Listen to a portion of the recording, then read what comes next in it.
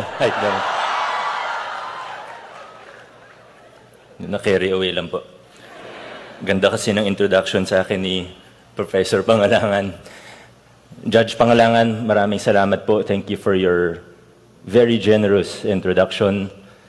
At sa totoo, one of the biggest victories of my life, well, next to winning as mayor in 2019, the second biggest victory in my life was passing persons under Ma'am Beth Pangalangan.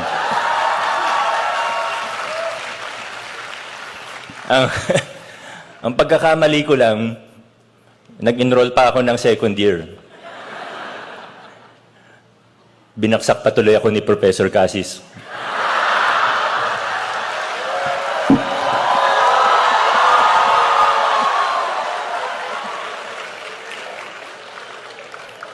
To the officials of the University of the Philippines, including its constituent universities headed by our President, Attorney Angelo Jimenez, to the officials and of UP Diliman, headed by its Chancellor, Attorney Edgardo Carlo Vistan II, to the officials of hindi ko na po isa-isa, ang haba po ng listahan, okay lang po. Allow me to be a little bit irreverent and please allow me to dispense with the formalities. But of course, I have to thank all of the officials, faculty and staff of the university, especially of the College of Law, and most especially to another former professor and to our beloved Dean, Ma'am Gwen, maraming salamat po.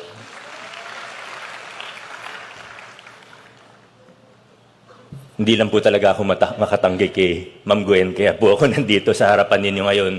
Pero sa totoo lang po, para akong nagkaka-PTSD ngayon na mga profesor ko ay nasa likuran ko.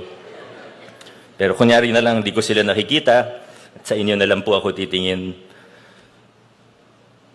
To the class of 2026, the UP College of Law, congratulations po sa inyong lahat. At hindi lang po ang mga graduates ay congratulate ko. Alam kong masaya ang mga graduates natin, pero siguro halos kasing saya o kasing saya ng mga graduates natin ang mga family members na nandirito, lalo na po ang mga magulang. Congratulations po to the family, especially to the parents. To our graduates, I'm sure you don't need any more personal inspiration if you're not already extremely inspired in this day of your graduation. Di ko po alam kung paano pa ako makatulong sa inyo. I'm sure your inspiration levels are already at the highest. As UP Law graduates, you know what it takes. I'm sure each and every one of you will succeed in your future careers. So let's zoom out a little bit. Maiksi lang po yung mensahe ko. Sa totoo, 4 pages lang po ito. Kung mabitin po kayo at gusto niyo po ng mga personal advice, ng payo mula sa akin, may mga video naman po ako sa YouTube. Like and subscribe. You know, many times as a government official who has been trying his best to fight against the old norms, mga lumang kalakaran, as someone who has been trying to fight for positive reforms and changes in our government, I have to admit to you that many times, I feel frustrated almost every day. At a certain point each day, I feel a certain level of frustration. And if I were to be completely honest with you, sometimes I do feel a lack of hope. Parang ang bigat naman sabihin na hopeless. But the truth is, sometimes I do feel hopeless. But standing here on this stage in front of you right now, looking at your glowing faces, looking at the class of 2026, I feel hopeful again. I feel a resurgence of hope in my heart looking at all of you. Tingnan niyo po yung katabi ninyo. Tingnan po yung nasa kaliwat kanan ninyo. Do you feel hopeful when you look at them? I've seen some of your posts on social media, some of your angry posts. I've heard that many of you have attended anti-corruption rallies, and part of the reason why I'm hopeful for our country and part of the reason why I'm hopeful for the future of our country is that I know that you care. You're not apathetic. But I also know that as we progress in our careers and in our lives, that we will continuously realize that things are probably a little bit more complicated than they are at face value. We will continue to realize that maybe some things are a little, some problems may be a little harder to untangle than it would first appear. We see things like the flood control scandal, and we take a step back, look closely, and say, parang, hindi ba parang yun din naman yung nangyari 10 or 15 years ago sa Napoles scam, sa PDAF scam? Ano ba nangyari noon? Opo, may nakulong, pero lahat ba nakulong? Tingnan natin yung nangyayari ngayon. Parang umulit lang, hindi lang umulit, pero parang mas malaki pa yung mga halaga, yung mga amount na pinag-uusapan natin ngayon kumpara sa 10, 15 years ago. At ano ba yung mangyayari ngayon? Opo, may mga nakulong na, pero huwag na po tayo maglukuhan sa 1,000 na sangkot. And there are more than 1,000 who are involved. Sa 1,000 na sangkot, ilan po kaya ang makukulong at mapapanagot? Baka masaya na tayo pag may 50 na mapakulong at mapanagot dun sa 1,000 na involved po dito. It won't always be easy to remain hopeful, and it will be even harder to stay the course and maintain your integrity as professionals and as citizens of our republic. Alam niyo, pag nag-iikot po ako sa iba't ibang paaralan, ang pinakamadalas na tinatanong ko, kaya pag may mga bisita ako na estudyante o young leaders, may bisita sa akin, ang pinakamadalas nilang tinatanong, ay Mayor o Vico, paano ko hindi makakain ng sistema? Or some variant thereof. How do I maintain my integrity if I want to enter in government? Or if not necessarily even in government, how do I maintain my integrity? How do I stand up against a boss who's pressuring me to do a certain thing that I know is immoral, illegal, or unethical? Yan po ang pinakamadalas na tinatanong sa akin ng mga kabataan, ng mga batang leader, lalo na pag nag-uumpisa sa kanilang mga karera. Today, you're entering a new chapter in your lives, and pretty soon, you're going to find yourselves at a crossroads. But perhaps before we answer that question that many were probably asking, we should first ask, how did we, as a society, get here? How did we, as a country, paano ba tayo nakarating dito kung nasan tayo ngayon? To a place where justice seems to bend deeply in favor of the rich and powerful.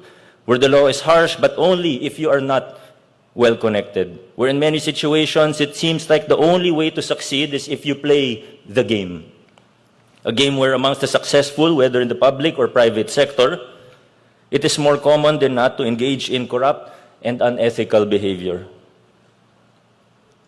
Nung 1 linggo lamang, wala ako sa meeting, pero nandun yung city administrator ko. Meron po nag-propose po sa amin, unsolicited proposal for a certain service in the city government. At yung tanong ng side namin sa kanila, magkano ba yung serbisyo? Ano yung annual fees? Ano yung maintenance fees? Etc. Ang tinanong nila sa aking administrador, sa aking CA, magkano ba, ilan % ba yung SOP sa Pasig City? Yung city admin ko, medyo nahawa na po sa akin pag may mga ganung talong, medyo mainit ng ulo. At sabi niya, huwag niyo kaming tanungin ng ganyan. 0% ang SOP namin, wala kaming ganyan sa Pasig, sabi niya. Alam niyo yung reaction nung nagpro-propose? Sabi niya, ha? Talaga? 0%?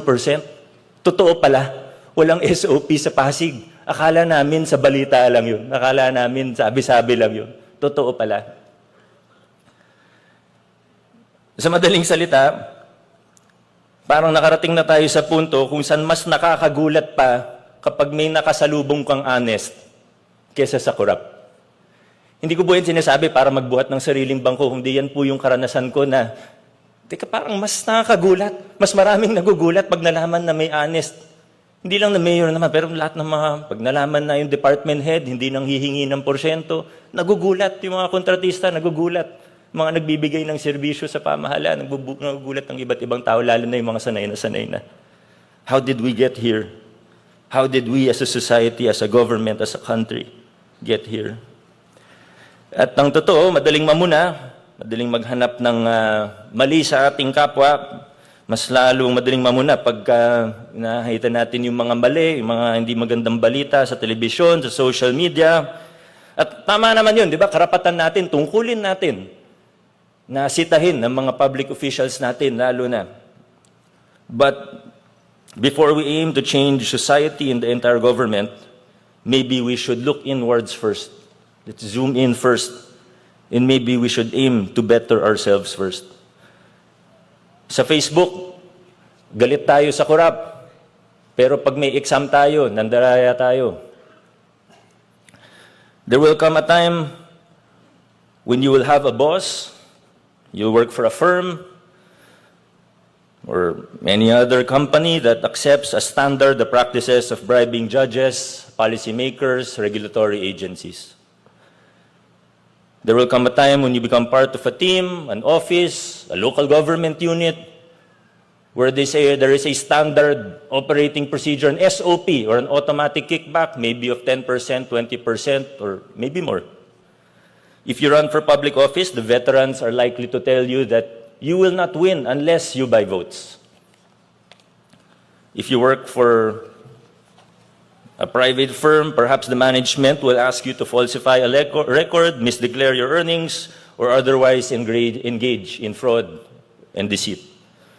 You may be asked or tempted to contribute to the ecosystem of disinformation, misinformation, or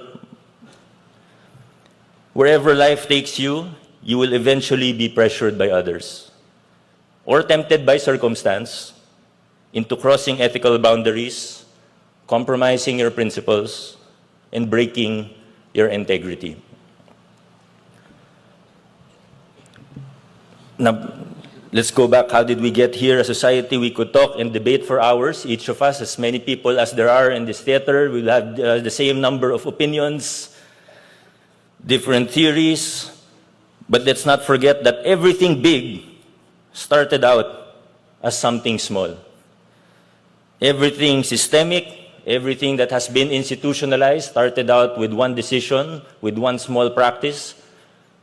Institutionalized ba ang kickback sa DPWH o rig bidding sa DPWH? Hindi naman po yan nagsimula, na ganyan na siya, sistema na siya, institutionalized na siya. Nagsimula yan sa isang kontrata, nagsimula yan sa maliit na padulas, nagsimula yan sa maliit na bribe.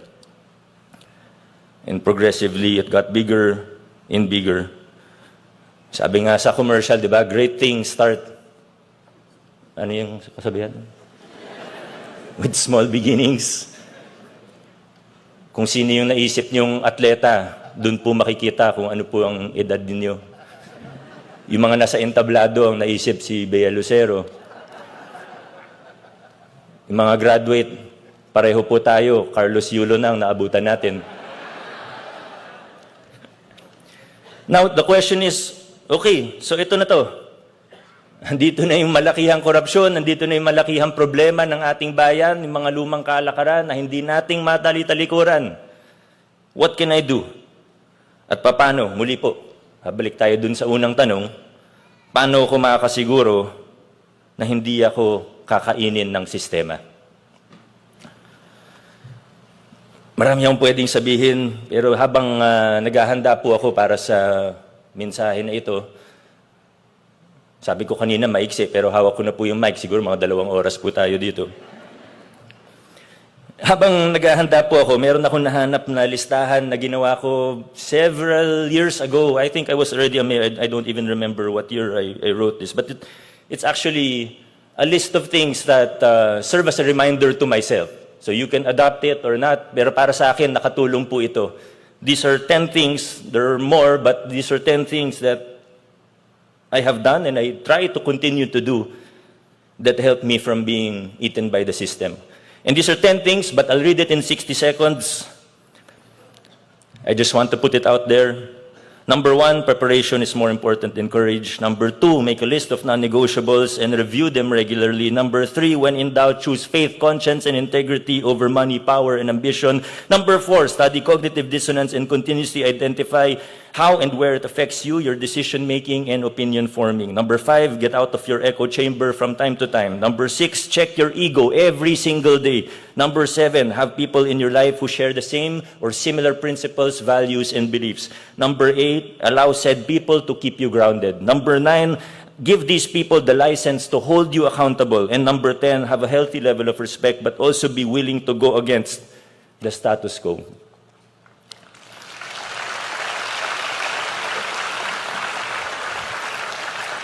Alam niyo, yung ginawa po namin sa Pasig o yung sinusubukan namin gawing sa Pasig, hindi siya perpektong modelo. Malayo siya sa perpekto.